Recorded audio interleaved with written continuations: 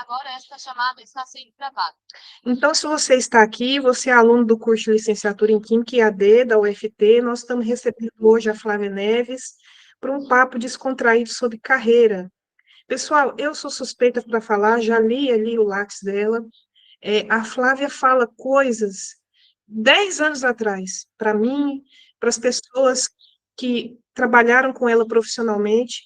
Então, ela vem muito antes do que nós estamos vivendo hoje, falando desses novos formatos de carreira, desse novo desenho do mercado de trabalho, das novas necessidades das pessoas quando o assunto é ganhar o seu dinheiro, né, a subsistência para a nossa vida. Nós não somos só professores, psicólogos, pais e mães, nós somos pessoas com anseios. E a Flávia, então, tem um know-how, ela tem estudado com muito interesse, com muita profundidade, o assunto carreira. Flávia, nós vamos começar, é um cafezinho rápido, é um bate-papo. Eu acho muito importante esse nosso encontro, porque esses alunos nossos estão num momento importante, né? Eles já são quase docentes. Mas eu queria começar perguntando para você os passos, né? Todos os passos que você deu até chegar até aqui. Como é que você optou pela psicologia e pela carreira no Serviço Público Federal? Bom, primeiro, bom dia a todos e a todas. Estão me ouvindo bem? Está tudo em ordem? Coloca aqui no chat para ver se está tudo ok. Então, né? A minha história ela é muito conturbada. Eu sou uma pessoa que fiz várias transições de carreira ao longo da vida. Entrei na faculdade tardiamente, entrei na faculdade com mais de 30 anos.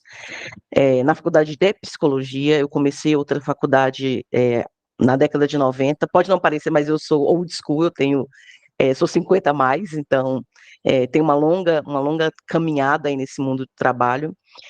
E sempre tive muita dificuldade de me ver como uma coisa só, de me ver como uma coisa única.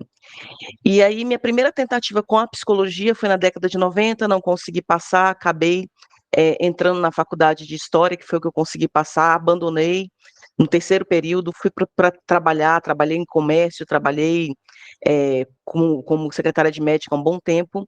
Depois eu fui estudar teologia, passei um bom tempo estudando teologia, me formei em teologia, e no final do curso de teologia eu decidi tentar, nessa época eu morava na Paraíba, decidi também, já transitei muito em muitos estados, eu sou meio nômade também. Nessa época eu decidi tentar psicologia lá na Federal da Paraíba e passei, né?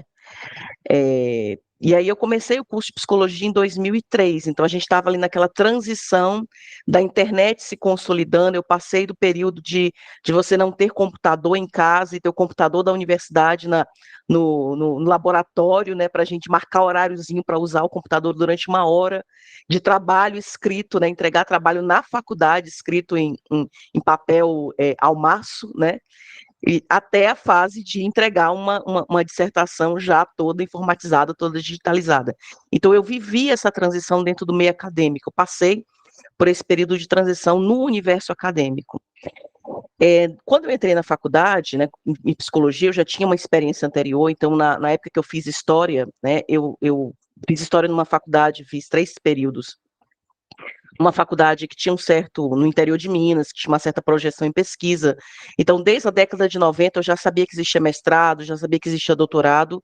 E aí, quando eu entrei na psicologia, eu já entrei com essa cabeça de que não, eu não quero atuar exclusivamente clinicando, porque eu sabia que o mercado de trabalho era um pouco mais competitivo, precisava na época, né?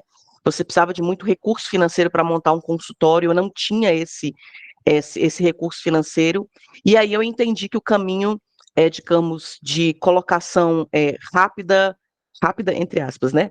Rápida, segura, que me garantiria um bom salário seria o meio acadêmico. Então, desde lá do meu primeiros períodos, eu já fui direcionando para a área de pesquisa, já fui direcionando toda a minha formação para isso.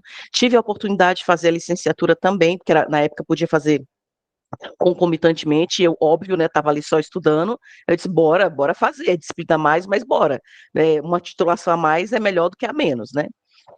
E aí eu comecei já em 2003 a entrar e aproximar de grupos de pesquisa, então eu já tinha um foco para a carreira acadêmica pública, né? Eu não pensava em carreira acadêmica em universidades particulares. Então, eu já estava ali desde já do quarto, quinto período, montando o meu currículo, já via baremas, aí a facilidade da internet permitia você olhar os processos seletivos em outras instituições, de mestrado, doutorado, e aí eu já sabia mais ou menos o que era, lia editais já desde o início, então eu já e a vantagem de ter entrado na faculdade um pouco mais velha me dava essa maturidade, né? Meus colegas estavam ali ainda querendo balada e curtir, a gente tinha uma pracinha lá que chamava Praça da Alegria na universidade, e curtir um baseado na Praça da Alegria, e eu estava ali focada, querendo construir o meu currículo Lattes, porque eu sabia que esses pontos do currículo, tudo isso pontuava num processo seletivo. Então, eu já fui muito focada, muito direcionada. E aí, no final desse processo, eu acabei, surgiu a oportunidade de fazer o concurso na Universidade Federal do Tocantins, minha família já morava no Tocantins há alguns anos, e eu fui fazer o concurso, prestei, passei, e aí, quando eu tomei posse já no finalzinho do mestrado, recém-graduada, no final do mestrado, eu tomei posse, voltei, defendi naqueles 15 dias para poder entrar em exercício logo depois. E aí, nesse tempo, eu passei os 4 anos aí na UFT até conseguir a minha saída para o doutorado. Foi assim meu ingresso no serviço público. Rapaz, é coisa. A vida não é fácil, né, Flávia? Eu acho que a gente vai Não. aproveitando as oportunidades, errando e acertando, mas interessante, né, você estar disponível e a universidade fornecer essa formação concomitante, bacharelado e licenciatura. Você, Flávia, pela sua facilidade no trato com as pessoas e por ter feito a licenciatura, por que não a docência, né? Por que que você não se dedicou mais a processos seletivos que te permitissem dar aula? Então, para psicologia, a gente não tem a oportunidade de dar aula no ensino médio, ensino fundamental, a gente não tem essa oportunidade. Então, a licenciatura, ela existe a formação, mas a gente não tem. Assim, existem algumas escolas que você tem a disciplina, né? Tem alguns cursos técnicos que você tem, disciplinas como gestão de pessoas, né? Que você consegue dar aula, mas no geral não é a primeira opção, né? Para quem quer dar aula na psicologia, o caminho é a universidade, né? Como foi o primeiro concurso que eu passei, foi para técnico, né, para trabalhar como psicóloga da UFT, eu tentei outros processos seletivos como docente, mas para a universidade você tem que ter o doutorado. Então eu tinha a vontade, tinha o interesse, mas não tinha a qualificação necessária. Eu prestei alguns, né, na verdade prestei 3 processos seletivos, 3 concursos, em um eu não passei, que podia fazer com mestrado, né? Minto, foram 2 com mestrado e um com doutorado.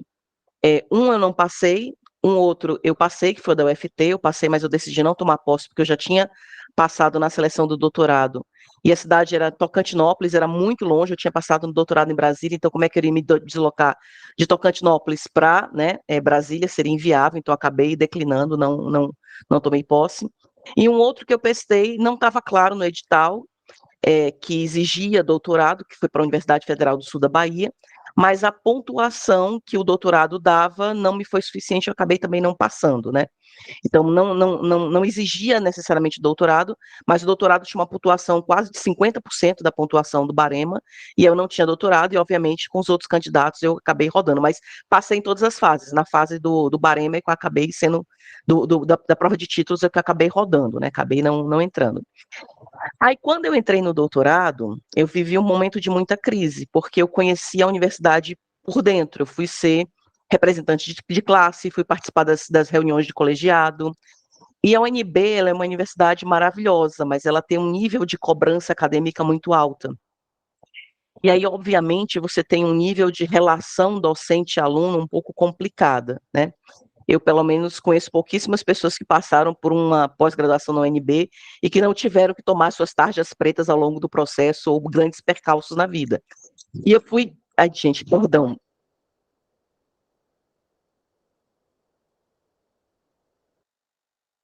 Gente, desculpa, aqui minha casa. Tá dando para ouvir mesmo com o latido? Não Ou tá tem latido incomodando? nenhum. Não, Oi? não estou ouvindo latido nenhum. Tá, então, o microfone aqui que ajuda. Então vamos lá. Então, quando eu entrei dentro da UNB, que vi como é que a coisa funcionava de dentro, né, como é que eram as exigências nas reuniões do colegiado, como é que eram as cobranças, como é que o aluno era visto, eu olhei e disse, eu não quero ser essa pessoa. Eu não quero ser essa pessoa que vê o acadêmico como né, a gente aqui no IFB está em greve, eles colocam alguns termos como máquina de moer gente, né? Então, eu não queria ser esse processo de moer, e não estava pronta psicologicamente para entrar nisso, né? Então, eu acabei colocando a carreira docente meio de lado, não foquei tanto nisso, foquei mais em terminar meu doutorado e seguir outros rumos na vida.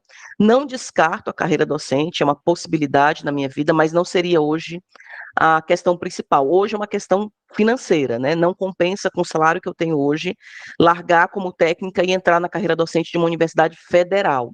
Tem universidades estaduais, como, por exemplo, USP, Unicamp, Unesp, que o salário é maior, né? Então, o salário é maior do que eu ganho hoje.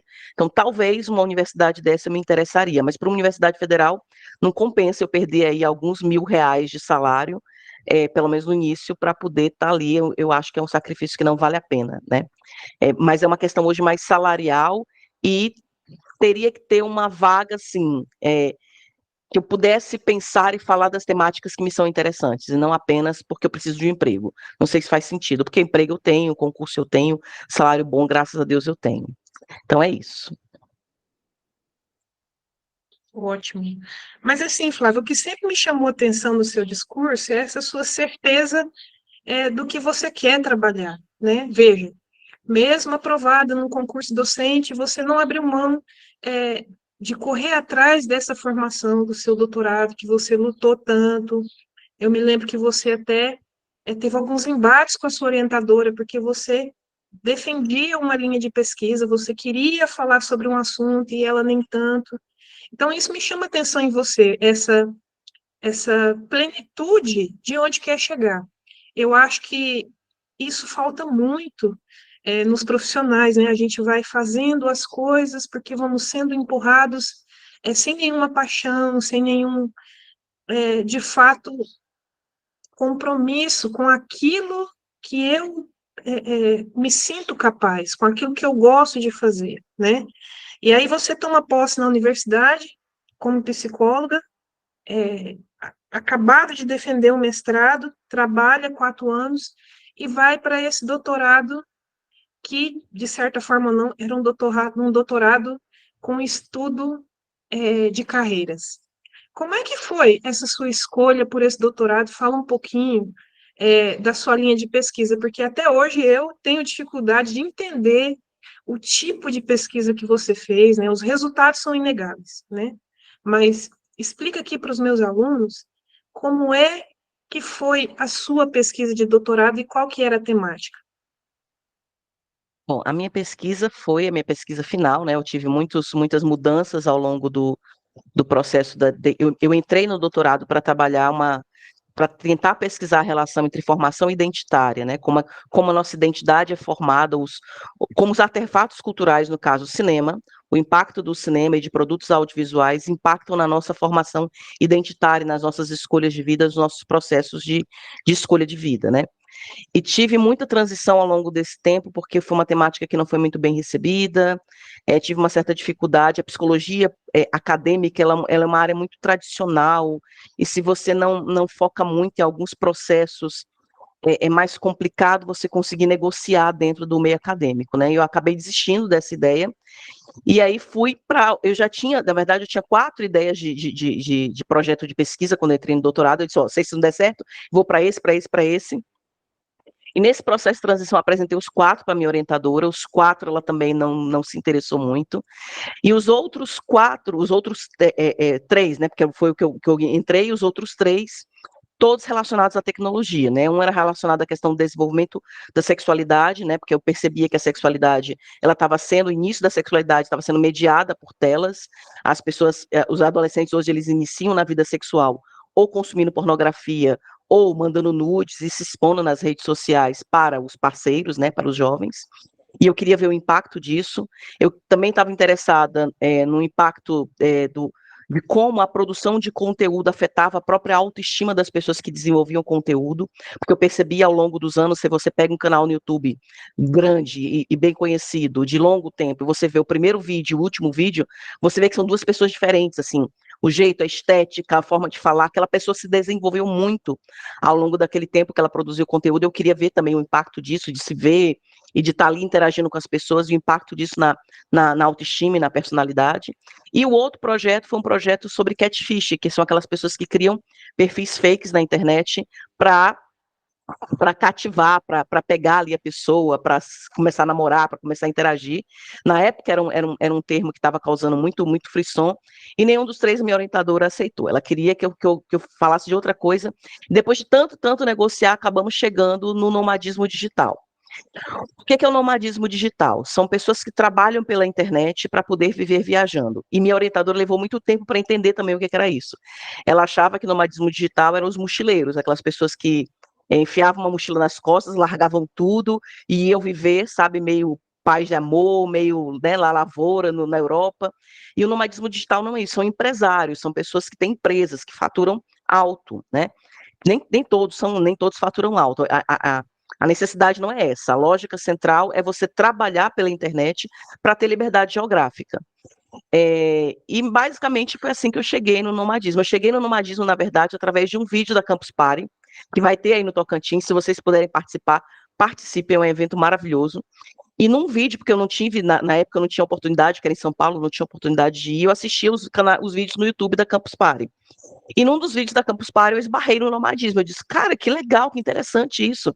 Como é que será que isso impacta? Porque a pessoa, ela larga tudo, ela vive com uma mini casa, entre aspas, né, nas costas, e roda a Europa, roda o mundo, e trabalha desse jeito. Então eu fiquei muito encantado por essa realidade, e decidi, na época, assim, eu tô falando de 2016, 17, gente. Na época não tinha pandemia, na época isso era um termo muito novo, as pessoas não falavam sobre isso, mas eu fiquei interessada em conhecer e saber como é que era esse universo das pessoas que trabalhavam pela internet sem se preocupar com nenhum tipo de fronteira e nenhum tipo de apego físico, emocional, de relacionamento, estavam, entre aspas, livres no mundo, ganhando seus dinheiros, né? Alguns ganham milhões, né? Alguns são empresários de muito faturamento muito alto, mas que não têm nenhum tipo de amarra e vivem com tudo alugado, tudo muito, entre aspas, precário, porque eles não têm uma vida precária. Eles têm uns que vivem muito bem e que andam de lancha, que andam de poste, porque eles alugam, eles não possuem esse tipo de patrimônio material de possuir um bem, né? Os bens que eles possuem em termos físicos são poucos, os ativos e as coisas que eles têm estão no mercado financeiro, e enfim, é mais ou menos isso. Muito legal, Flávia, mas assim, chama atenção, né, na sua fala, você apresenta três propostas maravilhosas de trabalho. Eu estou aqui pensando, né? Imagina o impacto das telas na sexualidade, né? Um tema assim apaixonante, né? Todos os outros que você apresenta e a sua orientadora não caminha na sua direção. Eu fico pensando, Flávia, por que que a docência é esse lugar de resistência? Não deveria ser o contrário, um lugar de acolhimento de ideias, né? Vamos estudar juntos, vamos desenvolver juntos. Por que que a educação no Brasil é tão engessada e tão tradicional? Eu acredito que tem dois fatores que pesam muito nisso, né? O primeiro fator é que a ficha da gente só cai depois do doutorado. Que o doutorado ele não é seu, o doutorado é do orientador, né? Porque você vai estudar a linha de pesquisa dele, porque o seu trabalho, ele não te orienta, assim, não estou dizendo que todo orientador é assim, minha experiência no mestrado foi completamente diferente, eu tive uma orientadora de mestrado extremamente aberta, ela foi minha orientadora de monografia, foi minha orientadora de mestrado, na monografia eu trabalhei identidade feminina nos contos de fada, e no mestrado eu trabalhei resiliência em atletas, né? Coisa nada a ver uma coisa com a outra, ela topou orientar as duas coisas. Então não são todos os orientadores, só que ela era extremamente criticada na universidade porque ela não tinha coerência teórica, ela não tinha coerência temática, porque se ela achava uma ideia legal, inovadora, ela disse, vamos lá, vamos pesquisar, vamos saber, eu quero também, não sei, que ela dizia assim, Flávia, eu não sei nada sobre isso, mas vamos aprender juntas, né? Então me deixava muito livre, me deixava muito à vontade, e ia me orientando na parte mais metodológica, na parte teórica, na parte de que textos, de que linha teórica eu ia usar para embasar ou para discutir os meus dados, ela era muito flexível. E numa universidade como a UNB, que é uma universidade de renome, que tem, né, avaliações altíssimas na CAPES, né, ela precisa dessa coerência, ela precisa dessa coesão, porque o sistema no Brasil, para você pontuar e para o professor progredir, ele precisa dessa coesão teórica, metodológica e etc., né? Para você ter as bolsas produtividades e assim por diante. Né, porque você avalia um professor e um pesquisador pela produção ao longo do tempo, e ele tem que manter essa coerência. Eu entendo isso hoje, eu entendo que isso faz parte do jogo, mas isso para inovação é péssimo. Isso para inovação é um tiro no pé, porque, infelizmente ou felizmente, o mundo hoje caminha num avanço que o meio acadêmico não consegue alcançar.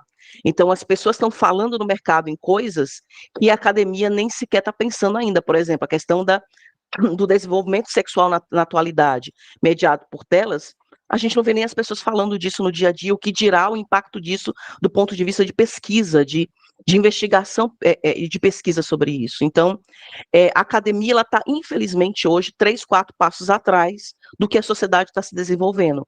Não só a academia, o legislativo, a gente tem avanços tecnológicos, a gente tem futuristas hoje falando.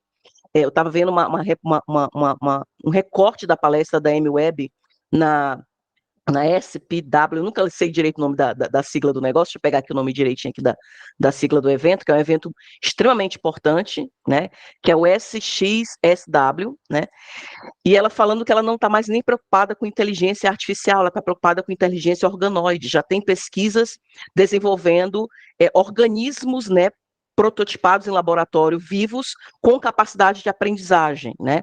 Células e organismos vivos com capacidade de aprendizagem, vinculação disso com a inteligência artificial, que ela chama isso de inteligência organoide. E eu assim, meu Deus do céu, a gente ainda nem caiu a ficha da IA e já vem outra coisa, já está vindo outra coisa, né? Então, o mundo está caminhando muito rápido e a academia não está acompanhando esse processo. Então, infelizmente, a academia ela é fechada numa linha em que você tem que ter não sei se faz sentido o que eu estou colocando, o pesquisador ele tem que ter aquela linha dele, né, e o seu projeto, a sua ideia, ele está vinculado à linha dele, então todas as minhas ideias não casavam com as teorias e com os interesses de pesquisa da minha orientadora. Ela pegou o nomadismo digital porque eu aceitei colocar, e cabia, né, na verdade, uma concepção teórica que ela trabalhava, mas se não coubesse, ela também não aceitaria. Pela temática em si, ela não aceitaria. Ela aceitou porque deu para casar uma concepção teórica que ela trabalhava. Então, na academia, ou você vai ter que adaptar a sua temática, ou seja, o seu escopo de interesse, no escopo de interesse do pesquisador, ou uma concepção teórica de interesse do pesquisador. Se não tiver pelo menos um desses dois, é muito difícil você conseguir essa negociação no meio acadêmico. Não sei se fez sentido, pelo menos é meu ponto de vista. Fez sim, eu acho que tem tudo a ver mesmo. Se eu não sei nada sobre o assunto, como é que eu vou orientar? Né? A gente não se permite nem aprender juntos. Talvez essa hierarquia docente-aluno, né, na pós-graduação seja muito distante. Eu consegui, de fato, atingir esse orientador no mesmo nível de raciocínio. Eles não se permitem isso. Mas legal. Eu vou abrir aqui para a Veri fazer uma pergunta que tem tempo que ela levantou a mão. Pode falar, Veri. É justamente isso. No curso de Química, por exemplo, foi muito boa essa fala e esse café, porque abre assim uma reflexão, né? Até mesmo para o próprio curso, né? Para a própria coordenação do nosso curso. Porque assim, já vem os temas engessados, né? A gente, se fosse para a gente escolher um tema para a gente falar, jamais nós ia escolher o tema que nós escolheu, mas primeiro nós fomos pegos de surpresa, e a gente vem com aquela ilusão que, tipo assim, agora a gente vai poder falar sobre um tema que a gente quer desenvolver, né? Ou na área da licenciatura, ou na área da pesquisa em química, né? E aí vem um tema lá que a gente não tem nem afinidade, não tem nada a ver, e a gente também não queria falar sobre aquilo, é obrigada a falar, né? E, assim, se fosse para pesquisar, eu queria na área de células-tronco, desenvolvimento de células-tronco, porque existe poucas pesquisas no Brasil existe um só laboratório particular que dá essa pós-graduação, que tem mestrado e doutorado, e é particular, em Uberlândia, né? Que faz essa questão, a separação das células-tronco, e é algo que como se diz, já está quase antigo, que tem pesquisas e inovação à frente, né? E que os laboratórios vêm insistindo em farmar, né? Sendo que tem também as células-tronco que pode ser desenvolvida para tratar algumas, como se diz, corrigir algumas imperfeições que nós temos, né? Como se diz, a substância butolínica, né? Que é feita. A gente pode tirar lá do próprio sangue, né? Fazer a coagulação do sangue, fazer todo o procedimento e trabalhar com a estética natural do próprio coágulo do sangue. Aí a indústria química está entrando. Então, assim, eu acho que é um meio de disputa de mercado, aí vem uma concepção antiga de não abranger, não abrir espaço dentro das universidades, e acho que uma política externa, não sei. Eu sei que a gente fica bem mesmo assim, limitado. Isso é ruim, porque muitos alunos, eles têm uma visão, como se diz, além, né? Tem uma visão futurista e tem pensamentos muito mais atualizados do que a própria academia impõe, né? Era só sobre isso que eu estava querendo falar, e eu achei difícil a gente, porque a gente quer escolher realmente um tema durante a faculdade, né? E tem que escolher a pesquisa que o professor lá está desenvolvendo. Não é fácil. Até eu questionei quando surgiu os temas lá, não sei se a Damiana lembra, que a gente já é difícil produzir algo que a gente ainda não tem empatia, é mais difícil ainda, né?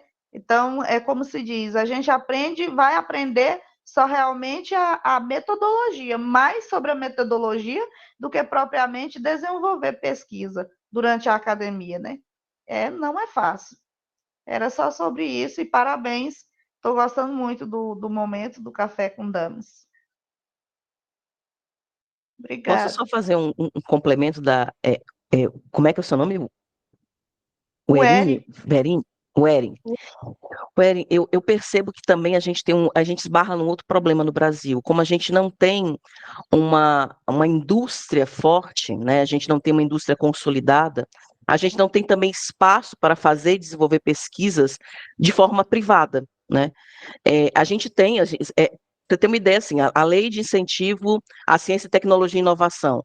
Tem muitas universidades que nem sabem que existe essa lei, não sabem que existe fomento, não sabem que existem fundos direcionados para isso, não sabem que existem os centros de ciência, tecnologia e inovação que podem ser constituídos, que você pode fazer parceria público-privada. Então, a dificuldade que a gente tem também do meio acadêmico de se abrir para fomentos fora do tradicional, CAPES e CNPq, de entender que existem esse tipo de lei, que existe esse tipo de amparo, e que você pode fazer parcerias também com a indústria, que você pode ter pesquisadores trabalhando também na indústria e desenvolver uma indústria forte. Então, quando você pega Estados Unidos e outros países que você tem grandes laboratórios funcionando dentro de empresas, e que muitos alunos, eu tive uma colega que ela foi fazer o doutorado dela sanduíche nos Estados Unidos, né? E ela chegou para mim e falou assim, na psicologia, ela disse, Flávia, metade dos meus colegas aqui do doutorado não pensam nem por um segundo no meio acadêmico, eles estão fazendo o doutorado deles pensando em abrir as empresas dele, ou entrar em uma grande empresa que desenvolva produtos, serviços e tecnologia, eles têm um foco voltado também para o mercado. Então, aqui no Brasil, a gente só pensa em ciência no meio acadêmico, você não consegue pensar a ciência para além. Então, a gente é muito focado na ciência básica, mas a ciência aplicada ela é pouco desenvolvida no Brasil. E esse tem sido o gargalo, a gente vê movimentos do Ministério da Ciência, Tecnologia e Inovação tentando mudar a chave, tentando virar a chave do meio acadêmico, né? Para o meio acadêmico entender que a pesquisa aplicada é o que traz desenvolvimento, é o que coloca a gente no patamar do primeiro mundo, porque o mundo hoje ele é um mundo tecnológico, né? E se a gente não desenvolve tecnologia, eu não estou falando só de hardware e software, quando a gente desenvolve um produto novo, isso é tecnologia. Quando a gente desenvolve uma fórmula nova, uma maneira nova de extrair uma toxina botulínica, isso é tecnologia, né? Então, essa tecnologia aplicada, ela precisa ser mais pensada e desenvolvida no Brasil. Então, uma sugestão que eu dou para vocês, participe de eventos como a Campo Pare, vejam lá o que está acontecendo, o que tem empresas já falando sobre isso, comecem a acessar, entrem no site do Ministério de Ciência, Inovação e Tecnologia, vejam o que tem disponível de edital, o que tem disponível de fomento, tomem a iniciativa. Uma coisa que sempre me ajudou muito, eu nunca esperei do meio acadêmico. Eu entendi muito cedo que eu deveria prover as minhas necessidades. E se eu tenho curiosidade sobre um tema, e a internet está aí para isso, graças a Deus, ChatGPT ajuda muito, inteligência artificial ajuda muito, eu vou atrás. Eu não dependo de ninguém me dar informação, eu vou atrás dela. Se eu não consigo realizar isso no meio acadêmico, eu tento realizar de outra forma. Mas eu não me permito ficar lambendo as feridas frustradas porque não aconteceu. Eu corro atrás. Se não dá para acontecer de um meio ou de outro, aí eu desisto. Mas eu tento, de todas as formas possíveis, fazer acontecer. É isso. E que bom, né, Flávia, que a tecnologia vem permeando os espaços de educação. Eu acho que mesmo com iniciativas pontuais, né, quando a gente tem os cursos IAD, que as pessoas ainda têm crítica, têm resistência, não sabem nem de longe as coisas que são produzidas aqui, né, o que fazemos. Quando chegou a pandemia, nós fomos empurrados a ajudar os outros cursos que não sabiam nem o que era um Meet, nem o que era uma aula online, um momento síncrono, assíncrono.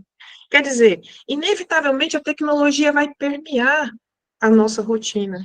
Cabe a nós também, no esforço pessoal, entender, né? Como você disse, ficar lambendo ferida não leva a gente a muitos lugares.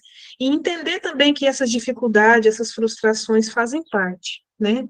Eu acho que uma vez dono da sua disciplina, na gestão de um curso, na direção de uma escola, você vai ver que todas as experiências serviram, né, para que você tome, de maneira consciente, as melhores soluções. Mas, Flávia, é incrível como o seu trabalho te deu ferramentas, né, para se virar e ser uma pessoa proativa no seu doutorado.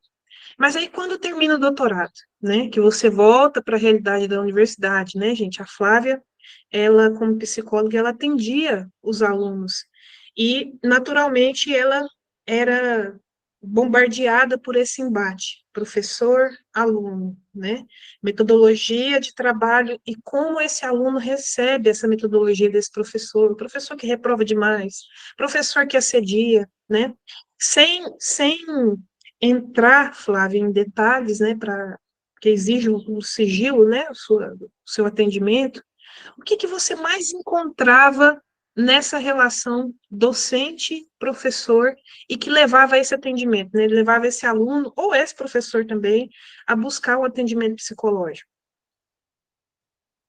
Eu acho que uma das coisas que mais dificulta hoje são as diferenças geracionais, né? E eu vi essa realidade no UFT, vivo essa realidade aqui no IFB, e no IFB isso é muito mais gritante, porque agora a gente está começando a receber a primeira leva de alunos que passaram pelo menos boa parte ali finalzinho da formação fundamental, né?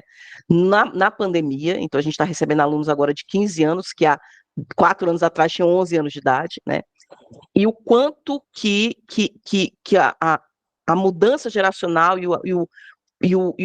a relação com os artefatos culturais e tecnológicos que a gente tem hoje coloca cada vez mais esse ato entre o professor que tem uma dificuldade por uma questão lógica, óbvio, ele tem que trabalhar, ele tem que fazer as coisas dele, não dá para ele ficar o tempo todo antenado e ver o que está acontecendo de mudança de mercado e mudança de tendência, com um aluno que está ali bebendo nessas mudanças. Então, a dificuldade que eu via muito nessa relação era o aluno querendo uma forma de ensino, uma forma de transmissão de conhecimento mais habituado com que ele está habituado a acessar conhecimento, de uma forma mais prática, de uma forma mais objetiva, de uma forma mais pontual, de uma forma mais voltada para a solução do problema, enquanto que o professor está ainda na vibe de teorizar, de discorrer teoricamente. É importante esse ponto? Porque também só a prática, né, não existe boa prática sem boa teoria, né?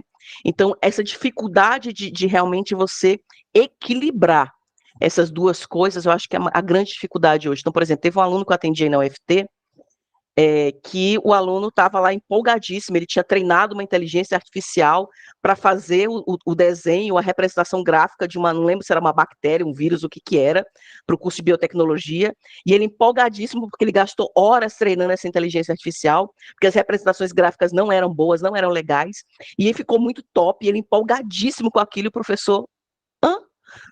Nem percebeu, assim, ele explicando como é que ele fez no seminário e tal, não sei o que, para chegar àquela representação, e o professor, assim, naquela dica, ok, grande porcaria, né?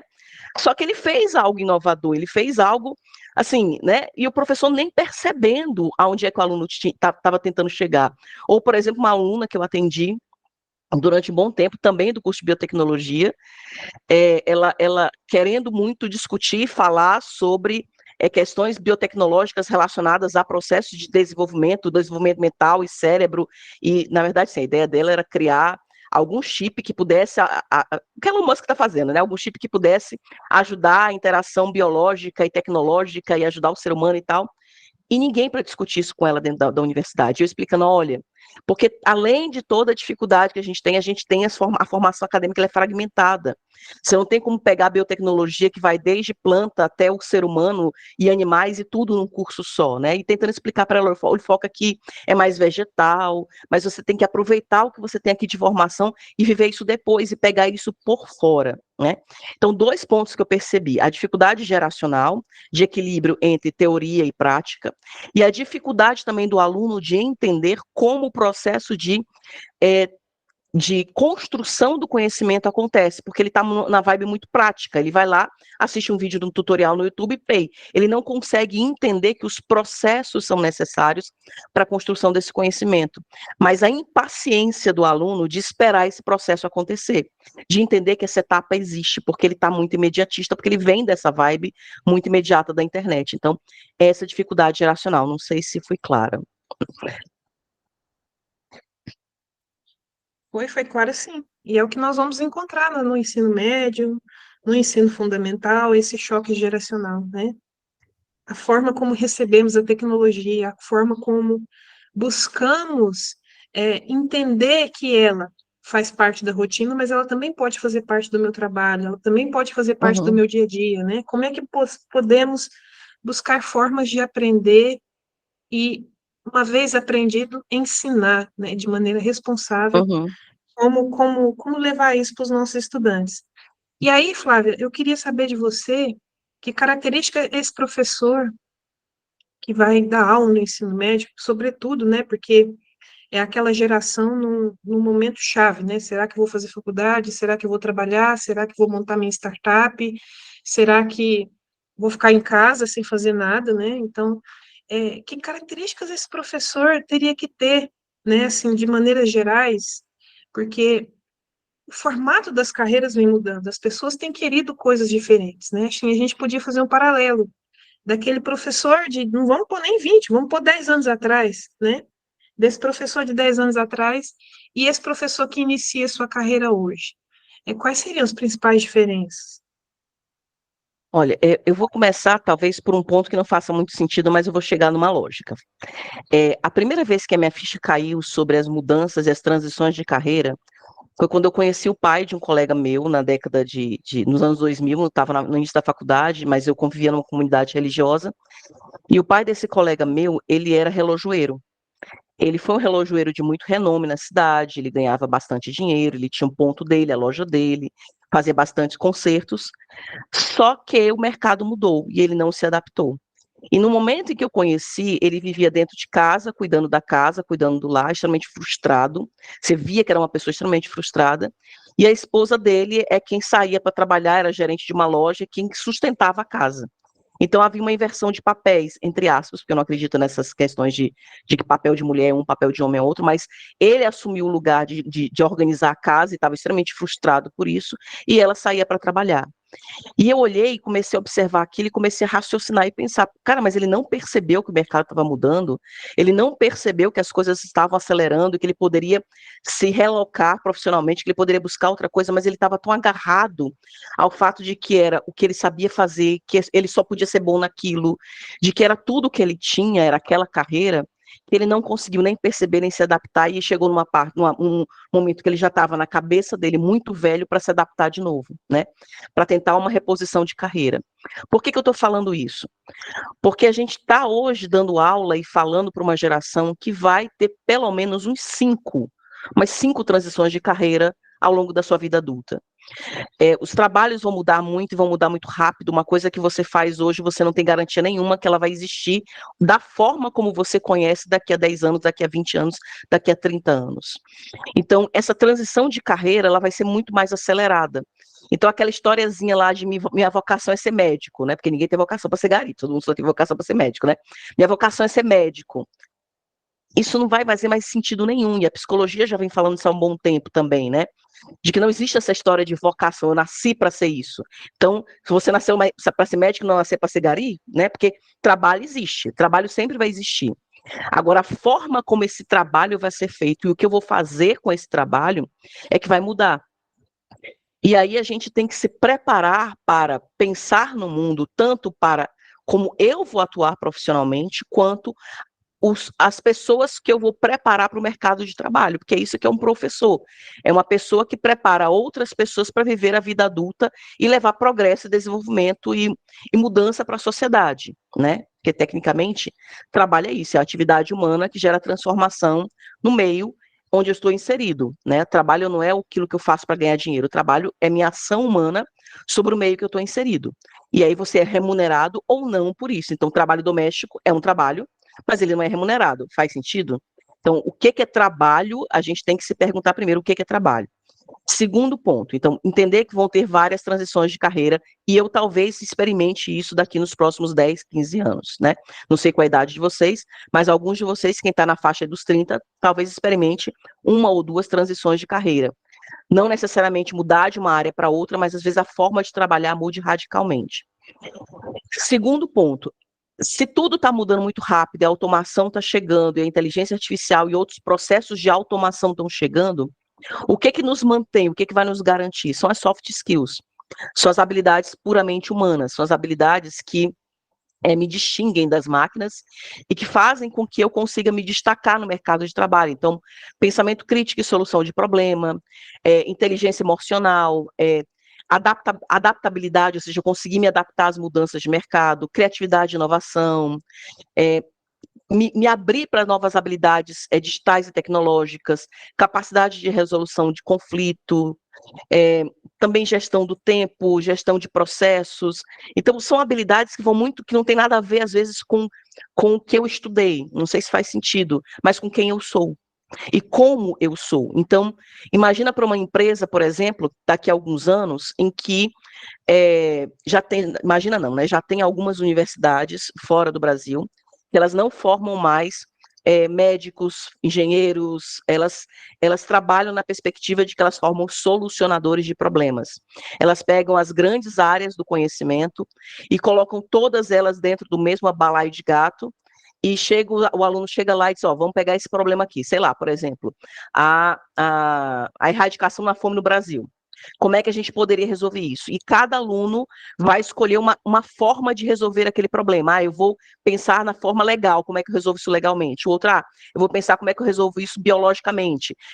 E cada um escolhe uma grande área. E no semestre seguinte é outro problema. E aí quem escolheu a área legal, daqui a pouco ele pode pensar matematicamente como é que ele resolve aquilo.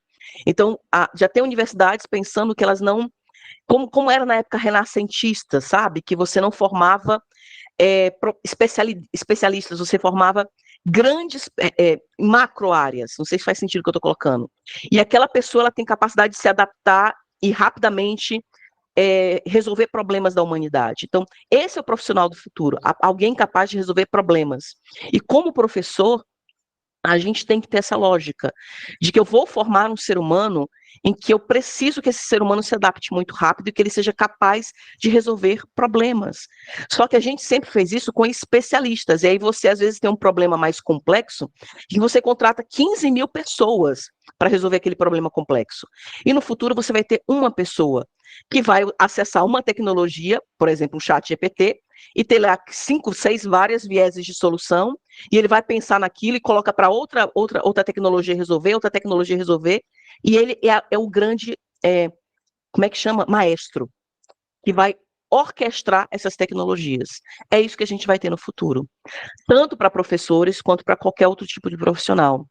Eu entendo que o professor do futuro, ele vai talvez precisar retornar ao que a gente tinha lá na Ágora, né, na Grécia, né, com os filósofos, em que a gente vai debater e discutir problemas e pensar soluções, e não necessariamente transmitir um conhecimento que eu adquiri, mas pensar junto, que é o que vocês trouxeram aqui, que a Ueri trouxe aqui, de dificuldade na formação técnica e acadêmica que a gente tem hoje.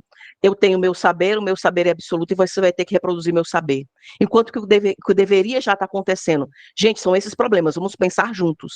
E o professor, ele vai para um papel, entre aspas, de maestro, de condutor dessa grande orquestra, que são pessoas pensando em soluções. Pelo menos é o que eu imagino que vai acontecer, o que alguns futuristas têm falado que é tendência para o futuro. Então, o que eu preciso desenvolver? Minhas habilidades, soft skills, minhas habilidades interpessoais, minhas habilidades de quem eu sou, de como eu me posiciono, e a capacidade de me adaptar e de me colocar rapidamente diante dessas mudanças. Basicamente é isso. Nossa, super interessante o que você falou, Flávia. Essas soft skills, então, é aquilo que você não tem de pronto das máquinas, dos aplicativos, né? Essa percepção do outro, esse impacto no outro e em você, né? A resolução de problemas, a percepção dos problemas, a tomada de decisão, realmente. Os softwares, as tecnologias todas podem auxiliar, mas a tomada de decisão acaba sendo sua. E Sim. eu acho, Flávia, que nós vamos ter uma dificuldade aí, porque esse autoconhecimento, de mim e dos outros também, vai passar por uma terapia, né? Eu acho que a gente precisa entender que é necessário uma opinião profissional, né? E talvez a gente até esteja mais preparado, já seja mais comum a procura por um profissional, né? Porque é saúde, isso é a área da saúde. Mas ainda há, né, Flávia, aquele preconceito, sobretudo dos professores. Eu vejo o professor, uma pessoa que se acha com superpoderes, e não é. As doenças ocorrem e acontecem em uma intensidade cada vez maior. Quais são, Flávia, as principais doenças da classe docente, nesse viés psicológico? Depressão, ansiedade, né? Burnout. O que é burnout? Depressão, ansiedade, imagino que todos vocês já sabem o que é, porque é baladinho, todo mundo fala, mas o que é burnout? Burnout é um esgotamento severo em função do trabalho. É quando eu não consigo mais separar quem eu sou do trabalho, e o trabalho me esgota de uma forma tal que parece uma depressão, mas não é uma depressão, porque eu me sinto sabe aquele dia que você, quer dizer, sabe não, espero que vocês não saibam, mas sabe aquelas pessoas que você conversa e a pessoa diz assim, eu não tenho ânimo nenhum para acordar e para ir para o trabalho parece um bonde pesado que ela está carregando, e aí o telefone toca, ela já fica desesperada, estressada, porque pode ser alguém do trabalho, e ela despersonalizou, ela não consegue mais separar o trabalho dela mesma. Isso é burnout, é um esgotamento severo em função do trabalho. Então, burnout é muito comum no meio docente, né? Muitas vezes, às vezes, erroneamente diagnosticado como depressão, mas é um burnout, é um esgotamento. Porque depressão, assim, é mais fácil eu entender que vai fazer terapia e toma um comprimido, né? Burnout, eu tenho que entender o processo de trabalho, entender como o trabalho está adoecendo e repensar o trabalho, né? Aí é um pouco mais complexo, então a gente não é, porque o problema é sempre do ser humano, é o ser humano que está errado, não é o processo, não é o sistema, é o ser humano que está errado, é você que não tem estrutura emocional para lidar com os desafios da vida, ao invés de entender que a vida se tornou muito mais desafiadora agora, porque antigamente, vamos pegar aí uma mulher mediana que eu estou falando assim, não, é uma mulher padrão, normal, em que ela tem que cuidar do filho, cuidar da casa, cuidar do marido, no trabalho, tem que ganhar dinheiro, tem que ser bem-sucedida, além do que ela está na pressão da mídia social, que ela tem que estar bonita, maquiada, gostosa, né, com dinheiro para pagar todas as contas, fazer unhas, cílios, tudo que ela tiver que fazer, tudo isso ganhando um salário mínimo, um salário de professor. Não dá. Não dá. Você não tem tempo, você não tem dinheiro, você não tem força, você não tem vitalidade. Então, a gente também entender e aceitar que não dá para a gente fazer tudo, né? A gente vai ter que fazer escolhas, né? Eu estava pensando ontem, eu gosto muito das séries de Apocalipse, né? Essas séries, né? De fim de mundo. Eu estava pensando ontem sobre The Walking Dead, que é uma série que eu gosto, uma franquia que eu gosto muito. E eu pensei assim, cara, quando você tá ali no meio do zumbi, ninguém tá preocupado se o cabelo tá com chapinha, se a unha tá feita. É claro que os artistas, as atrizes estão lá, né, maquiadas e tal, mas no frigir dos ovos ninguém tá preocupado se a suvaqueira tá ali atacada, né? Você tá lutando contra zumbi, você tá tentando sobreviver, né? Só que a gente vive num mundo como se a gente vivesse realmente num mundo de conto de fadas, e não é esse mundo que a gente vive. Então a gente tem que se dar ser generoso com a gente, entender que, olha, se eu não estou dando conta de estar, de conciliar trabalho, estudo, casa, família, e estar gostosa ao mesmo tempo, beleza, eu vou ter que abrir mão de alguma coisa, e tá tudo bem. Não tá tudo bem, não dá conta. É verdade, né, o que você diz. A gente banalizou a depressão, a ansiedade, né? Eu queria que você falasse um pouco dos transtornos, sobretudo o autista, sabe? As pessoas hoje falam muito desses temas e de maneira, assim, muito irresponsável, sabe, Flávia? Eu acho que coloca tudo na Uhum, caixa e não é assim. Essa turma está no estágio, né? E você chega na uhum, sala para ministrar a sua aula e você recebe os laudos, né? Eu sei que não é sua especialidade, mas fala um pouquinho da diferença do TEA, né? Que é o transtorno do espectro autista, e do TDAH, por exemplo, né? Você que inclusive teve um diagnóstico tardio, como é que isso uhum. é, fez sentido para você ou não fez sentido? Como é que a notícia impactou na sua rotina profissional, no seu julgamento enquanto mulher, psicóloga, Uhum. né? Como é que foi para você? Olha, hoje eu olho e penso que se eu tivesse tido a oportunidade de ter um diagnóstico na época certa, né, pelo menos na minha infância, provavelmente eu não teria muitos adoecimentos que eu tive ao longo da vida, eu não teria tido algumas dificuldades acadêmicas que eu tive ao longo da vida. Eu costumo pensar que é, eu consegui chegar aonde cheguei apesar de, né? Eu tenho muitas limitações, eu tenho limitações, por exemplo, com a questão de disfunção executiva, eu tenho muita dificuldade de organizar. O que é disfunção executiva? É a dificuldade de é, executar o que eu sei que eu tenho que executar. A famosa procrastinação, mas não é só procrastinação, é mais que isso, mas a dificuldade de executar o que eu sei que eu tenho que executar, né? Então eu levo muito tempo para fazer as coisas que tenho que fazer, tem coisas que não são prioridade para mim, que eu sofria muito, por exemplo. Se eu tô focada agora na minha carreira escrevendo a tese de doutorado, por exemplo, na minha cabeça eu tenho que estar focada naquilo, aí a casa fica suja, as coisas ficam sujas, e eu sofria muito tempo por isso, eu ficava me corroendo, porque se o vizinho que não paga as minhas contas, nada a ver com a minha vida, mas se o vizinho chegar e ver a minha pia cheia de louça, hoje eu relaxei, hoje eu entendo que eu funciono assim, eu sou desse jeito, e que se o vizinho quiser vir falar, diga que vem cá e lava para mim, né? Porque eu estou focada aqui porque eu preciso ganhar mais dinheiro, porque eu preciso pagar minhas contas, porque você não paga as minhas contas, você só se mete na minha vida.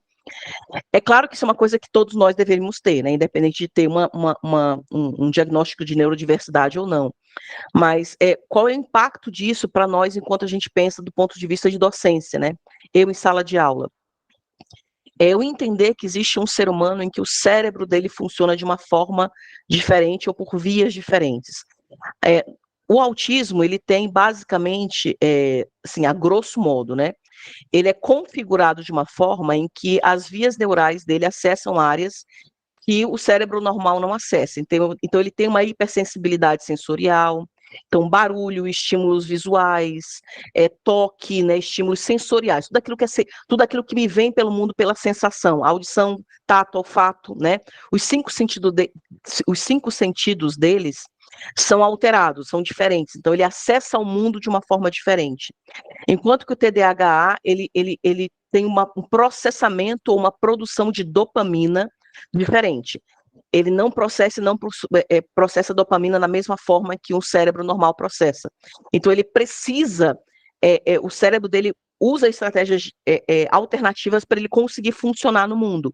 Então ele vai ficar ou muito agitado ou desatento, meio, né, meio lesado, assim, mas ele está hiperfocado numa coisa. Então, parece que ele está desatento, mas ele está hiperfocado em uma atividade que ele está fazendo. Ele hiperfoca em uma atividade que ele está fazendo e, obviamente, ele está desatento para as demais, ele não liga para as demais, né?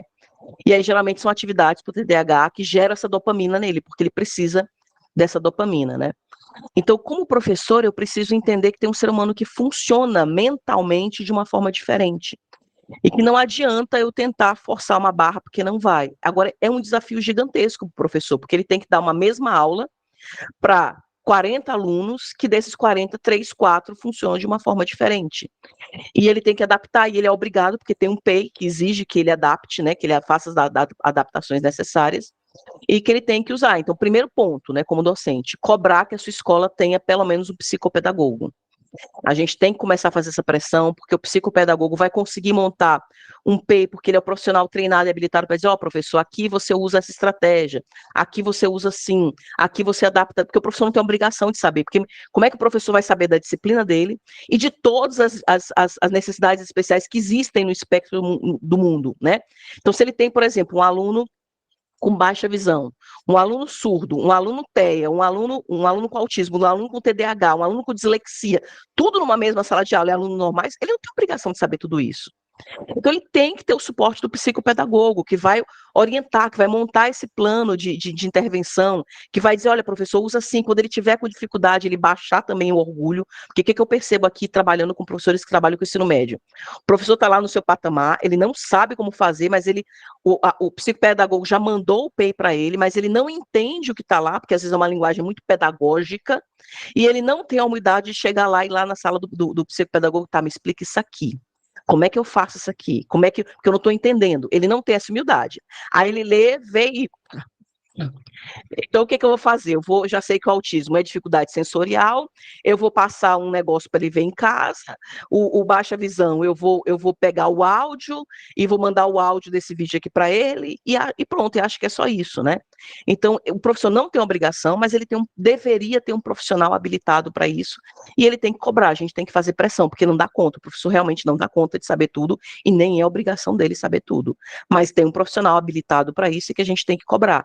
Talvez ampliar, e do psicopedagogo também para o terapeuta ocupacional, porque às vezes, por exemplo, a gente estava conversando ontem lá no setor, a gente tem um aluno que ele tem um autismo um pouco mais severo, o espaço físico não é pensado para esse aluno, não tem um espaço físico, ele tem uma sensibilidade auditiva muito intensa, e o espaço ele é fechado, ele é pequeno, para quem trabalha já é difícil, imagina para quem está ali na hora do intervalo com aquela gritaria, aquilo tudo, e ele não tem nenhuma válvula de escape, ele não tem nem assim um jardim que ele consiga ir com um local coberto para ele sentar e desligar, não tem nem isso para ele correr, não tem nem isso, assim, tudo cerrado também, né, gente, tudo, não tem árvore, não tem nada, né, então não tem nada, um lugar que o aluno consiga escapar, e ele fica, você vê que ele fica desesperado, ele fica andando de um lado para o outro, ele vai, bate a cabeça na televisão, volta, bate a cabeça na televisão e volta, agoniado, desesperado, né? E a gente pensando ontem, vamos tentar pensar em comprar abafador, tentar comprar isso, tentar comprar tal coisa, porque é aluno carente, não tem grana para comprar essas coisas, né? E a gente pensando em estratégias, como é que ajuda esse aluno e tal. Aí eu falei assim, cara, mas era para ter um espaço aqui, era para ter um terapeuta ocupacional, para ter tarefas para ele fazer nesse intervalo, que vão desacelerar o estímulo sensorial. Então, não só o psicopedagogo, o terapeuta ocupacional também seria muito importante, mas isso é sonho, gente, é sonho, mas se a gente não lutar, quem fica sobrecarregado é o professor. Então, o professor tem que entender que isso é uma luta só do aluno, é uma luta dele. Quanto mais recursos profissionais ele tem para auxiliá-lo, mais leve é o trabalho dele. Porque se esse aluno, aí imagina esse aluno que passou o intervalo todinho assim, como é que ele chega na sala de aula? Ele chega agoniado, ele chega agitado, ele chega a 1000 por hora, ele fica se gesticulando, aí o professor olha e acha que o aluno não está interessado, enquanto que não tem interesse, é só sobrecarga sensorial, enfim, né? Então, ter profissionais, eu acho que ajuda bastante, enfim. Pois é, com tanta tecnologia, podíamos ter pelo menos esses profissionais nas diretorias, superintendências de ensino, que fizesse o atendimento online, né? Nós estamos aqui com pessoas em várias áreas do país, tendo essa conversa sem nenhuma dificuldade, né? Claro que tem um recurso financeiro envolvido, mas é o que você falou, se a gente não cobra, né? Se a gente não chama também os órgãos à responsabilidade, a gente fica uma pessoa sujeita a essas crises, um burnout, uma ansiedade depressão e até a efeitos piores. Bom, Flávia, eu acho que foi muito produtivo. Eu vou deixar esses 20 minutos que faltam para as perguntas. E lembrando vocês, pessoal, que é muito importante que vocês perguntem, que vocês coloquem as suas necessidades, tá? Eu vou abrir a fila agora e já de cara o Tiago levantou a mão. Pode falar, Tiago. Olá, bom dia, tudo bem?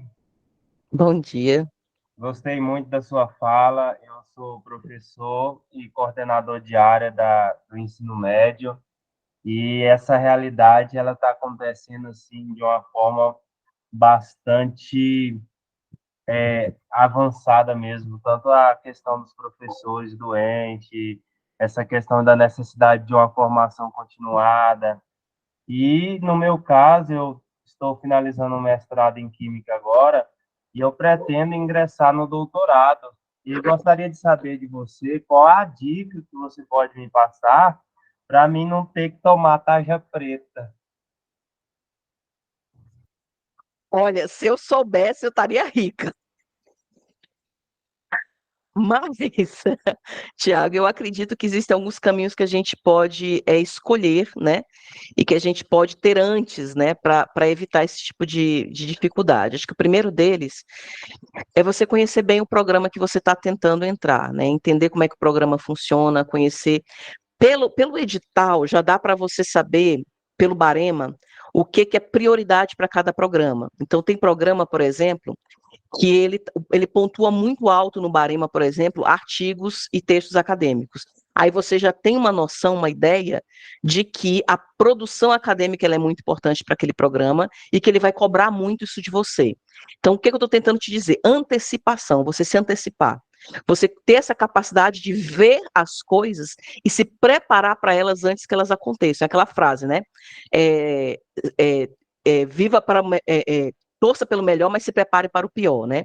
Então, se antecipar, conhecer o programa. Se você tiver a oportunidade de entrar como aluno especial, você vai lá, né? Escolher o programa.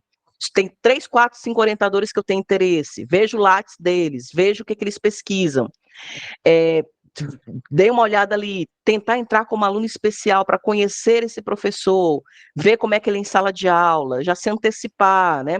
E começar literalmente como se fosse, tem uma colega minha que ela dizia que mestrado, doutorado é relacionamento, tipo casamento, noivado, você tem que conhecer antes. É um namoro, tô te falando do namoro para você ver se você quer casar ou se você quer noivar com aquela pessoa, né? Porque é isso, é um relacionamento praticamente nesse nível de 4 anos um doutorado. Então, conhecer a pessoa antes, ver como é que ela trata os alunos, ir na defesa desse orientador, ver como é que ele trata o aluno dele, como é que a banca trata e como é que ele reage quando a banca quando a banca lida com algum ponto sensível, se ele defende o orientando dele ou se ele não defende. Você vai começar a perceber como é que ele se comporta como ser humano e não como teórico. E aí você vai ter que tomar uma decisão. Essa pessoa é hashtag não suporto, mas é o teórico bam, e que eu vou aprender isso aqui com ele. Aí você engole seco e engole a pessoa. Aí, às vezes, você tem uma pessoa que, bom, não é o bam, teórico, mas é uma excelente pessoa, e eu consigo conviver. E aí você corre atrás da teoria por fora, aprende isso por fora, e convive com aquela pessoa para você ter o título, porque assim, a gente tem que ser pragmático na vida. Se você precisa do título para entrar como docente em uma universidade, você tem que fazer o que é necessário. The Walking Dead, sobrevivência. Faça o que é preciso para sobreviver. Se eu tiver que tomar a tarja preta, eu já me antecipo e tomo. Eu não espero a bomba explodir. Se eu tiver que trocar de orientador, eu troco. Porque qual foi a minha grande dificuldade? Eu assumo que foi uma decisão errada que eu tomei. Eu não troquei de orientador quando eu pude. Eu não troquei. Eu tomei tarja preta, Dami sabe, meu processo foi difícil, foi sofrido. Mas eu tive a opção de trocar de orientador, tinha uma outra orientadora, só que eu tinha dificuldades porque eu achava ela chata, uma pessoa chata. Mas ela era muito mais flexível do ponto de vista teórico. Mas eu achava ela chatinha, eu achava ela meio invejosinha, né? Assim, porque eu via ela comentando de outros colegas, mas eu não ia casar com a pessoa, só ia ser orientando. Mas todo mundo que era orientado por ela tinha mais liberdade, tinha mais flexibilidade, ela não enchia o saco, né? Ela como orientadora, era muito melhor do que como pessoa. Não sei se está dando para entender o que eu estou falando, né? Mas a minha orientadora era bambambam na teoria, assim, teoricamente ela tinha muito mais projeção, né? Enfim, eu fiz uma escolha e fiz uma escolha errada. Então, ter essa clareza, entender como é que a coisa funciona e tomar as decisões. Tomou a decisão errada? Beleza, engole seco e segue adiante e termina o que você tem que terminar. Pragmatismo, eu acho que é mais ou menos esse processo. Muito obrigado. Nada melhor do que eu ouvir uma pessoa que já passou pelo processo. Agradeço muito. Bom, eu vou fazer a minha pergunta pessoal, tá, Flávio? É uma realidade nossa, professores, às vezes até com muita experiência de sala de aula, mas que têm aversão à mesma, sabe? Que desenvolveram ao longo do tempo uma dificuldade nesse relacionamento com os alunos, né? Como você trabalhou com o nomadismo digital, que são pessoas que fazem a gestão do tempo, do dinheiro e do espaço, conforme as próprias necessidades, né?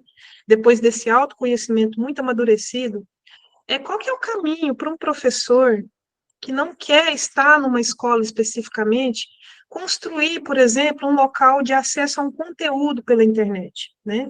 Como é que eu posso ser esse profissional que ganha dinheiro e sendo feliz dando aula, mas sem alunos presenciais? Eu acho que a gente está num momento de ressignificação, Dames, de muita coisa. E o termo professor está sendo ressignificado. O que é ser professor?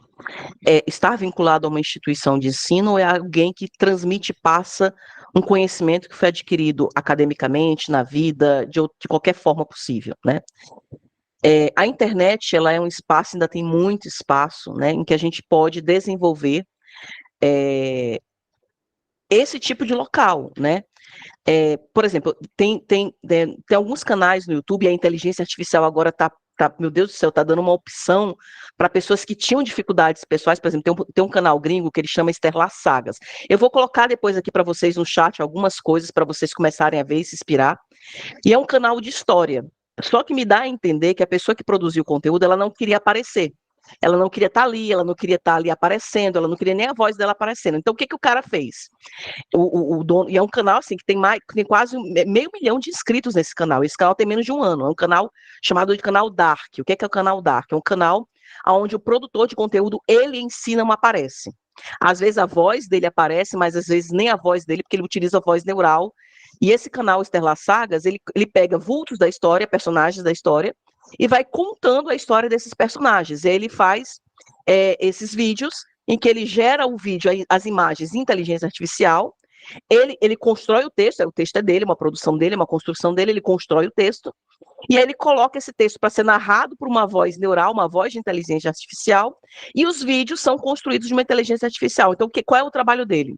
A parte do conteúdo em si, o texto, e a parte da edição, ou seja, como é que ele vai organizar essas imagens e tal, e colocar isso dentro de uma dinâmica atrativa, e ele produz conteúdo assim, a pessoa dona desse canal produz conteúdo assim. Então, até para o professor que antes tinha dificuldade, porque eu não quero estar com minha cara no YouTube, eu não quero que ninguém saiba que eu estou fazendo isso. Você pode criar um canal Dark, por exemplo. Tem canais, por exemplo, como Ciência Todo Dia, né? E o cara aparece, ele basicamente fala de física, é basicamente física que ele fala, mas ele está lá produzindo o conteúdo dele, e ele pega temáticas ali da física, ele está discutindo temáticas da física. É um canal gigantesco, com muitos acessos. Então, você pode desde ter perfis darks, aí perfil eu estou colocando YouTube, e aí se for fazer, gente, por favor, sejam inteligentes, façam em plataformas que monetiza, porque Instagram é lindo, é maravilhoso, mas não paga um centavo para ninguém. Então não adianta de nada você bombar no Instagram. Eu tenho 100.000 seguidores no Instagram, isso não paga conta, seguidor não paga conta. O que paga conta é a monetização que você tem naquele perfil. Então, YouTube paga, TikTok paga, só que ele tem as regras, você tem que ter um mínimo de inscritos, no começo você vai produzir o conteúdo e não vai receber por aquilo, né? E você pode criar os seus próprios cursos, você pode criar o teu próprio conteúdo e monetizar isso. É um caminho fácil? Não. É um caminho que eu vou ter que aprender uma série de outras habilidades? Eu vou ter que aprender, às vezes, a editar vídeo? Mas a inteligência artificial facilitou muito, assim, a gente ganhou muita tração com a inteligência artificial, ganhou velocidade, ganhou a possibilidade de eu fazer isso sem precisar aparecer. Porque, por exemplo, tem o Nerdologia, que é um canal muito antigo, que traz algumas coisas de história, ciência e tal, não sei o quê. No Nerdologia, ele pagava alguém para fazer o desenho, ele pagava alguém para fazer as animações, porque a pessoa não queria aparecer. Era muito caro fazer um canal dark antigamente. Hoje você faz em 1 hora, com o texto, o roteiro certo, em 1 hora você faz inteligência artificial. Então, dá para você monetizar um canal dark hoje muito rápido, dá para você produzir isso muito rápido, dá para quem tiver tempo e conhecimento, e aí dá para você utilizar o chat GPT, pelo amor de Deus. Não é fazer todo o texto no chat GPT, mas colocar ali, por exemplo, quais são os personagens da história chinesa que mais se destacaram? Você vê lá os personagens. Aí você pega os pontos centrais, aí você vai fazer a sua pesquisa no Google, vai fazer a sua pesquisa em texto acadêmico, monta aquilo ali, pede para o chat GPT organizar e traduzir, e dá para você pegar para o chat GPT e traduzir em inglês, e narrar em inglês e ter monetizando em inglês. Por exemplo, um professor de química, dá para você montar o videozinho lá na inteligência artificial, dá para você montar o processo, dá para você fazer tudo o que você precisar fazer e ter um canal, e aí pode ser química orgânica, química inorgânica, química no dia a dia, química dos produtos, por exemplo, produtos automobilísticos, a química dos produtos automobilísticos, o céu é o limite. O céu é o limite, o céu é o limite. Você pode ter um canal específico de química para quem é estudante de medicina, específico de química para quem é pesquisador, por exemplo. Enfim, o céu é o limite. O céu é o limite. Então, dá para ganhar dinheiro, é trabalhoso? É, mas é bem menos trabalhoso hoje do que era há 2 anos atrás, por exemplo. E dá para você tirar uma grana extra, ou então, talvez você se tornar uma pessoa de renome. Por exemplo, o Serjão, que é um cara que produz conteúdo sobre física. O Serjão hoje ele é famoso, o Serjão tá aí fazendo post, o Serjão você pega assim, não sei quem conhece o Serjão, né, mas o Serjão é o cara assim, o típico nerd, gordão, todo descabelado, esteticamente Sarcani, não né, tão Flávia? É. Sarcani. Ele é muito legal. Então, assim, você tem pessoas que você diz assim, como que essa pessoa poderia ganhar muito dinheiro sendo quem ela é, falando do que ela gosta? A internet dá possibilidade para isso. Então, é coragem e colocar lá como, e às vezes tem a coragem de colocar como ganhar dinheiro sendo professor de química no Google. Coloca no Google, coloca no chat GPT e vai ter ideias. E vai ter ideias. E aí, um outro ponto que eu acho que é importantíssimo, Damis. Se a gente que tem um conhecimento acadêmico, científico correto não faz, o cara da fake news faz. Entende? Então a gente precisa, é uma questão até uma questão de ética ocupar esses espaços. É uma questão de ética hoje a gente ocupar esses espaços, senão o cara da teoria da conspiração fica lá fazendo, né? O alface vai impedir, a química do alface me causa aneurisma, né? Se eu não vou lá e não explico a química do alface, como ela realmente funciona, o cara da teoria da conspiração faz, né? Então a gente precisa. Então, se tem gente aí, como eu compartilhei outro dia no meu Instagram, né? Uma pessoa falando que autismo e TDAH era um problema de reencarnação espiritual. Mas por que essa pessoa está ali falando? Porque não tem gente falando de uma forma agradável, criativa, divertida, o que é autismo, como é que funciona o processo cerebral, como é que funciona o processo, falando de neurodesenvolvimento de uma forma legal, atrativa, e cativante e criativa, né? Agora, não é trazer academia para a internet, porque esse conhecimento não cola. O academiquez na internet não cola, aí é um processo de adaptação desse professor, de ver a linguagem, de ver o formato, de ver como é que ele vai passar isso de uma forma leve, criativa, descontraída e de fácil absorção. Por que eu acho que isso é tão difícil para o acadêmico fazer? Porque ele tem que descer o nível. Ele tem que, por exemplo, vou dar um exemplo aqui, né? Eu tive uma discussão gigante com a minha orientadora uma vez sobre, eu usei uma terminologia que era o termo, como é que era, meu Deus do céu, construção. E ela, não, mas a personalidade não é construída, a personalidade ela se forma dialeticamente, não sei o que, ppp. E eu disse assim, que inferno, construção é um termo que as pessoas entendem. Aí eu falei, não, professor, porque tem as camadas, não, camadas não é um termo. Eu sei que para um texto acadêmico o termo certo faz muito sentido, mas para a pessoa leiga, ela precisa entender. E se eu preciso falar que existem camadas e ela entender que eu quero dizer que uma coisa vem depois da outra, beleza, tá show de bola. Mas o acadêmico ele não quer descer a linguagem. Então essa é a grande dificuldade de quem produz conteúdo na internet. Tem perfil aí de gente de química extremamente acadêmico que não faz nada. Mas se você consegue adequar a linguagem, consegue pensar assim, como é que eu falo? E aí o chat GPT ajuda muito. Pega lá o teu texto, pega o que você fez academicamente e coloca lá, me explique isso como se fosse uma criança de 5 anos de idade. Ah, claro, você faz os ajustes, porque você tem que, né, o chat GPT não é soberano, mas ele consegue descer a linguagem para você. Antes você não tinha isso há 2 anos atrás. Entende? Até para você, professor em sala de aula, ajuda demais. Como explicar isso aqui para uma criança de tantos anos de idade? Me dê sugestões de exemplos práticos, aí ele dá a sugestão. Aí você vai adaptando, você vai fazendo adaptação. Então, internet, dá para ganhar dinheiro, dá até para ficar rico. Dá até para ficar rico. Ótimo ponto, Flávio. Olha, um café desse, acho que na próxima nós vamos marcar um churrasco. Para você ficar umas 4 horas conosco. Eu vou encerrar com a pergunta da Ueri, tá? E aí depois eu faço os meus agradecimentos. Enquanto o Eric vai falando, eu vou colocando aqui no chat para vocês alguns profissionais futurologistas que eu acho que são importantes vocês começarem a acompanhar para entender como é que o mercado está mudando. Alguns eventos de futurologia que falam sobre mudanças de mercado também, para vocês estarem acompanhando, e algumas habilidadezinhas que eu coloquei, claro, né? Pedi para o chat GPT uma ajuda, então vou colocar aqui para vocês no chat aqui enquanto a Ueri faz a pergunta dela. Pois é, pessoal, eu falei da pergunta dela, mas se alguém tiver, tá? Pode fazer também, porque com o tempo só ela levantar da mão, tá? Ou a Érica já mostrou interesse, então vamos fazer as perguntas para a gente encerrar, tá? Com chave de ouro e não ficar nenhuma dúvida. Eu acho que o tema é muito relevante, muito importante essa conversa nova para vocês, tá bom? A minha dúvida é só, Flávia, em relação à lei de proteção de dados e à lei de proteção de imagem, com essas novas tecnologias, novos métodos, porque, assim, por exemplo, a gente pega lá uma imagem, a gente usa muito uma linguagem de outros autores, por exemplo, eu pego lá uma imagem de um meme, né, e quero fazer uma adaptação para, tipo assim, tá na moda aquele meme e eu quero fazer uma readaptação. Como que eu faço para mim ter essa autoria, para mim conseguir usar essa imagem, né, esse conteúdo e adaptar?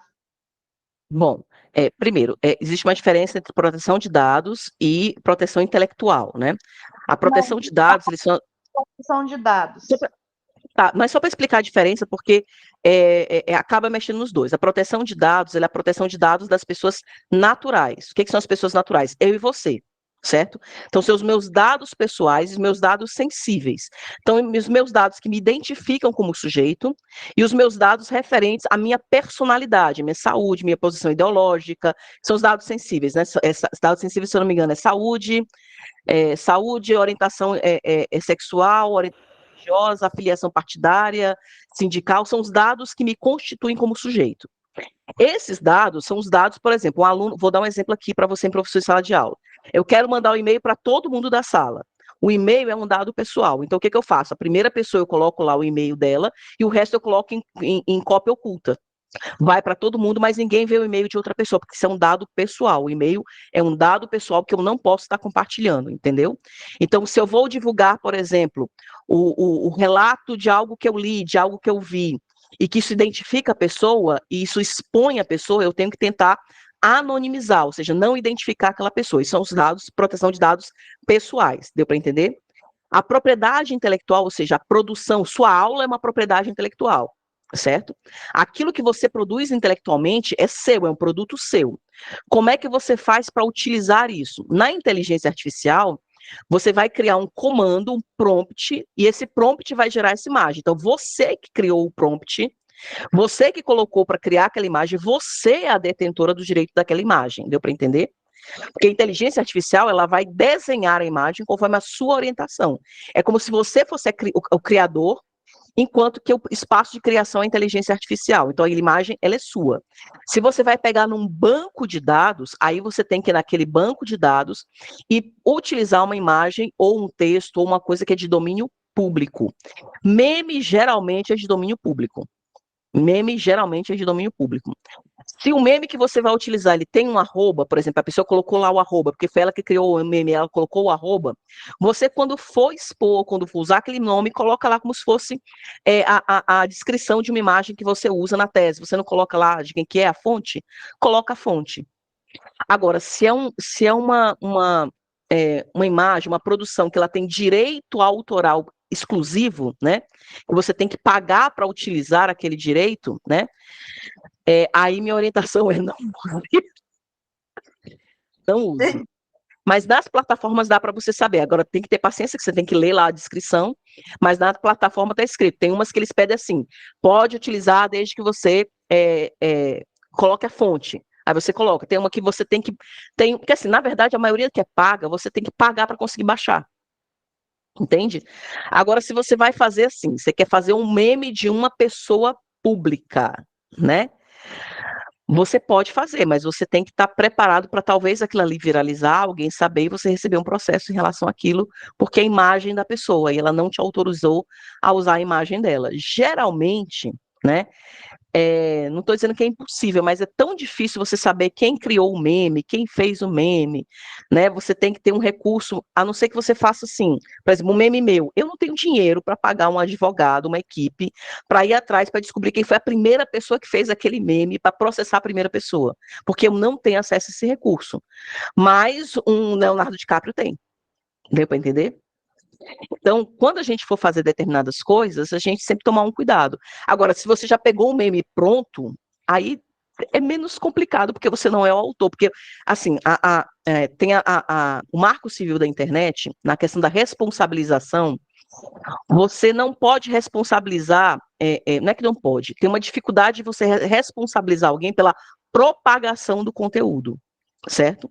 Mas você responsabiliza quem criou o conteúdo, deu para entender? Porque eu consigo achar, eu consigo voltar lá através de vários softwares e dados, eu consigo chegar ao primeiro IP de quem fez. Mas como é que eu vou processar todo mundo que propagou? Então, se um meme ele foi viralizado por 500 mil pessoas, como é que eu vou processar 500 mil pessoas? Logisticamente, do ponto de vista legal, inviável. Não estou dizendo que é certo você propagar, mas tente pegar meme assim, de coisa. Flávia, eu prefiro criar os meus memes com coisas mais aleatórias. Tipo, por exemplo, aqueles bonequinhos que você desenha, meme de cachorrinho, de vídeo de cachorrinho solto pela internet, caramelo solto pela internet. Entendeu? Assim, tente evitar memizar, né? Fazer. O termo é piada, mas tente não memizar pessoas, né? Tente memizar situações, contextos, figurinhas, né? Uma cena de um filme, por exemplo, porque é domínio público, né? Então, assim, uma obra que já está, entendeu? Assim, tente pegar essas coisas que são domínio público, aí fica mais tranquilo, sem ter risco, entendeu? Não sei se respondi a questão. Obrigada. Respondeu sim, obrigada.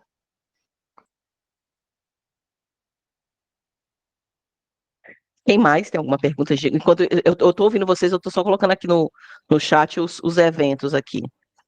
Érica. Colocando o Fórum de Econômico Mundial, que isso é básico.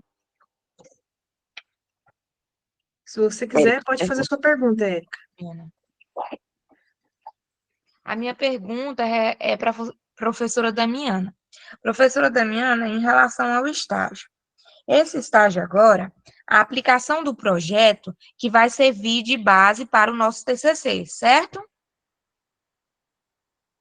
Aí, lá na disciplina de estágio, está aberta uma aba para a gente inserir a escola. Porque na disciplina de TCC, pede para a gente mandar os dados da escola, tudo mais.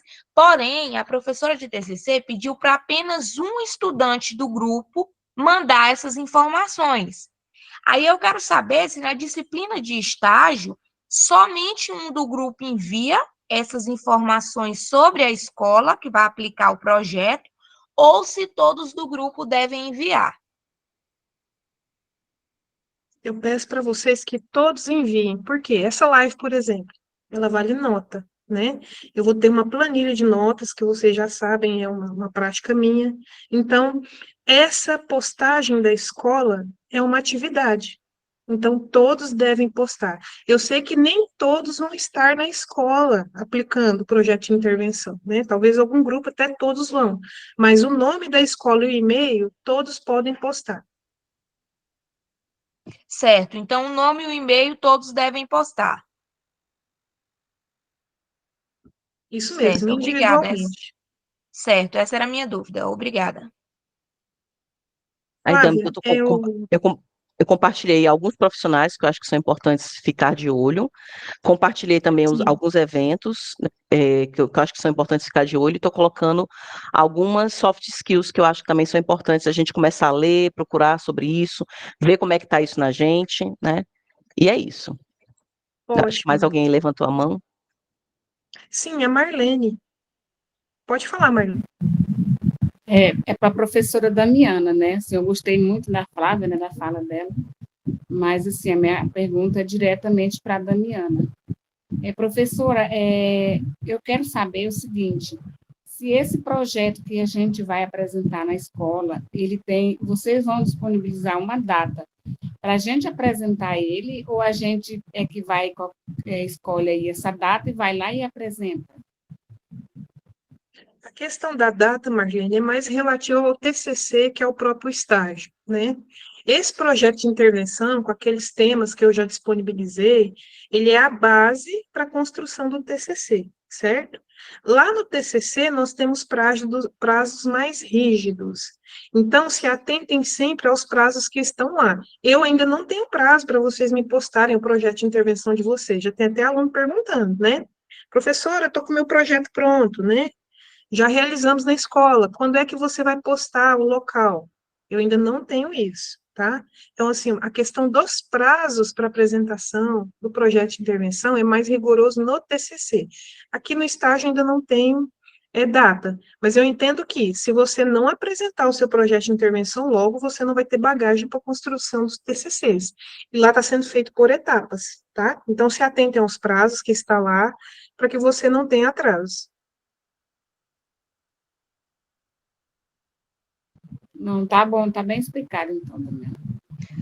Professora, outra dúvida, já que Marlene tocou nesse assunto. No caso, nosso projeto, a gente já escreveu um projeto, tanto que a gente já apresentou esse projeto para a direção da escola, onde a gente vai apresentar o projeto, já marcou a data que vai aplicar o projeto, já está tudo alinhado. Então, depois, posteriormente, a senhora vai mandar um modelo de projeto para a gente adaptar esse da gente, ou a gente vai poder mandar esse que a gente já tem? Excelente pergunta. Eu acho que na live passada perguntaram isso. Eu não acho necessário vocês escreverem duas coisas, né? Vocês já vão escrever um TCC, que é um trabalho moroso, muito técnico, com muitos detalhes. Para que eu vou pedir para vocês postarem um projeto de intervenção, sendo que o TCC já está sendo construído? Entenderam? Eu não acho que tem necessidade de vocês produzirem dois textos.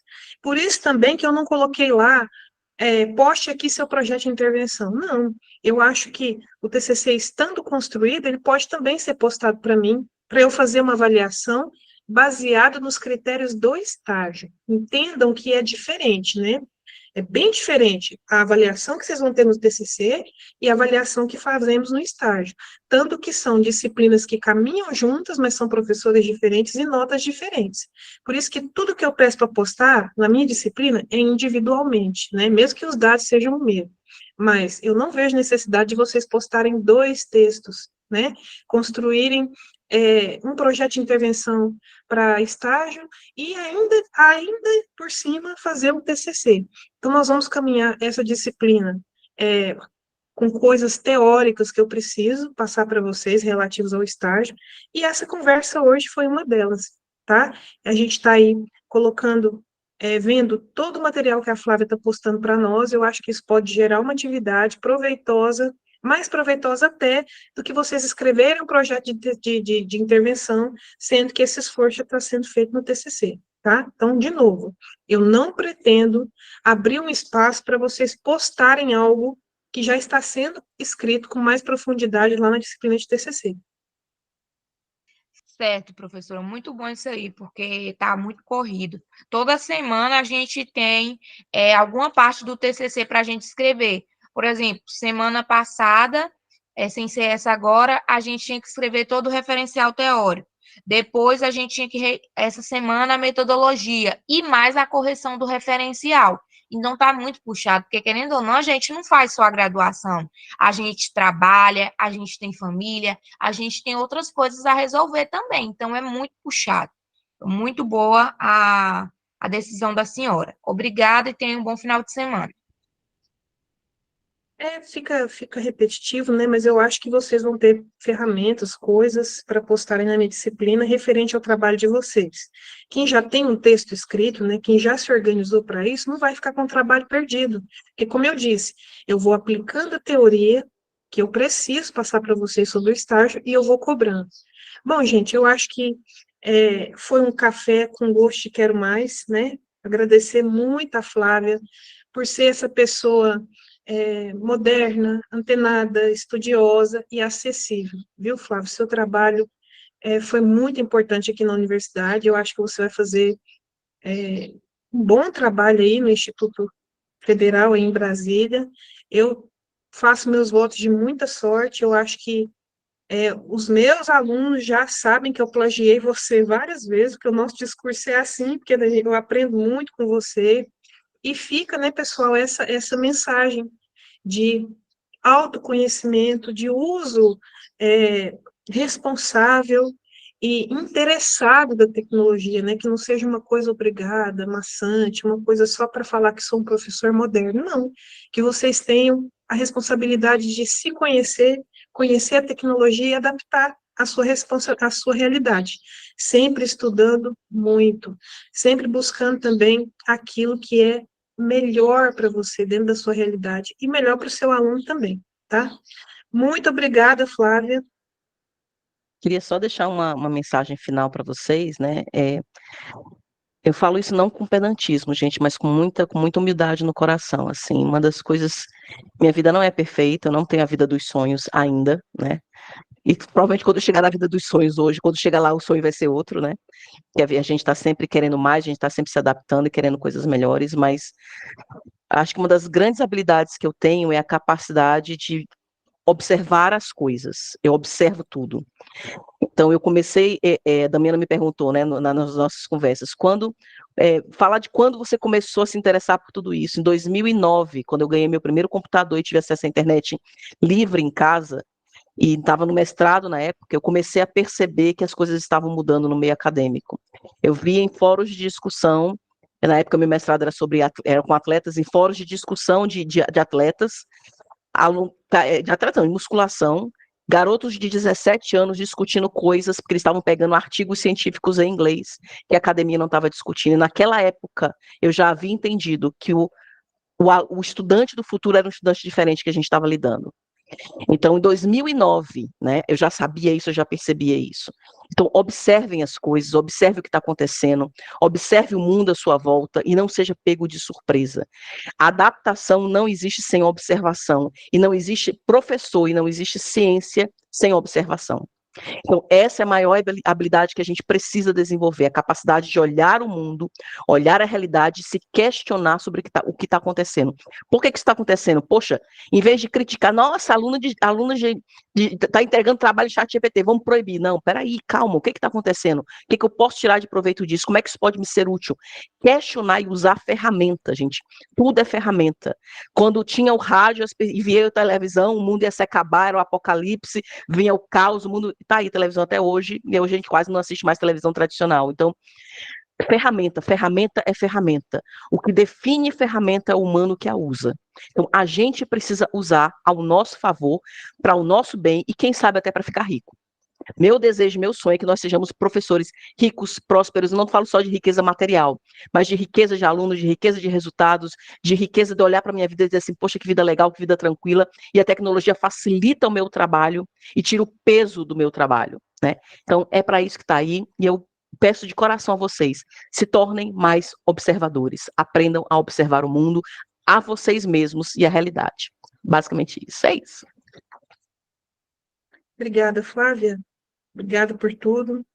Pessoal, eu continuo nas plataformas, tá?